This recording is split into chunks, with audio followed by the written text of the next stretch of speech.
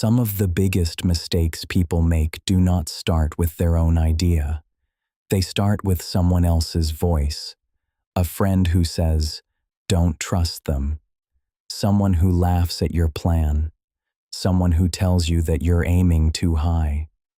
At first it feels like advice, concern, honesty, support. But influence is rarely obvious in the moment. It happens in small conversations. A comment here, a doubt planted there. Until slowly, decisions that once felt clear start feeling uncertain. Not because the path changed, because the voices around you did. And the dangerous part is this: the people around you don't just shape how you feel. They shape what you believe is possible. Human beings are extremely sensitive to the opinions of the people around them, not because they are weak, because for most of human history, belonging to a group was survival. If the tribe approved of your decisions, you were safe. If the tribe rejected you, you were alone. That instinct still lives in the modern brain, which means that the people around you have far more influence over your decisions than you may realize. A comment from a friend can feel more convincing than your own judgment. A joke about your plans can make you question something you were once certain about. Not because the plan was wrong, because social pressure quietly rewires confidence. And the closer the relationship is, the stronger that influence becomes. Friends, partners, family. Their opinions start acting like invisible boundaries. Limits you begin respecting even if they were never real. Consider a relationship that was working perfectly well. Two people building a life together. Nothing dramatic, no major conflict, just the normal effort that every long-term relationship requires.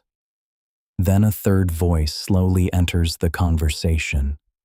A friend, often someone who is single, someone who spends a lot of time listening to the frustrations, but never sees the full picture.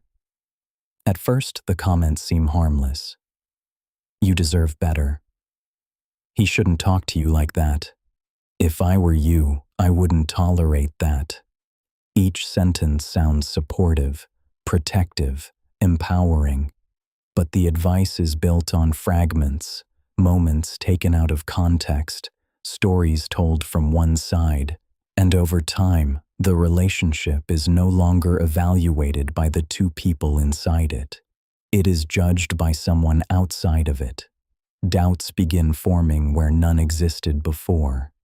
Normal disagreements start looking like red flags. Compromise starts feeling like weakness. Until one day a relationship that could have grown stronger is dismantled by a voice that never had to live inside it. Influence does not only reshape relationships, it can quietly reshape ambition as well. Imagine someone who wants to change something in their life, start a business, move to another city, return to school, take a risk that could lead somewhere better. The idea feels exciting at first, until they begin sharing it with the people around them, and suddenly the reactions start appearing. "That's risky. You already have a stable job. People like us don't do things like that." None of it sounds hostile. It sounds realistic, practical, responsible. But behind those words is often something else. Fear. Not fear for you. Fear inside the person giving the advice. Because when someone close to them tries something bigger, it quietly challenges their own choices. So the easiest way to restore comfort is to pull the ambitious person back to the level everyone already understands. And many dreams disappear exactly at that moment. Not because they were impossible, because the wrong voices were given too much authority.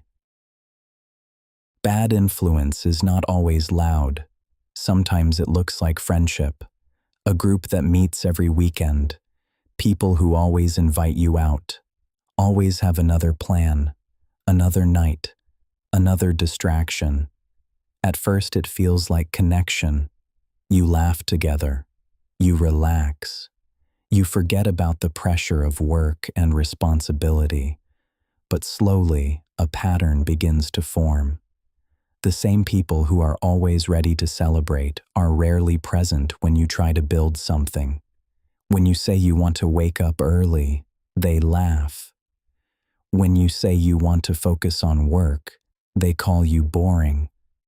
When you say you want to change your habits, they remind you of who you used to be. Not because they want to destroy your life, because your growth makes them uncomfortable.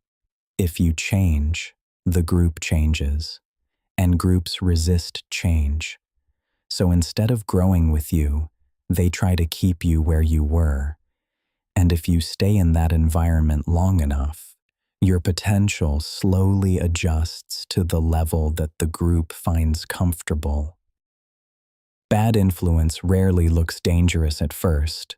It looks like friendship, advice, concern, people who care about you, people whose opinions you trust, which is exactly why their influence is so powerful.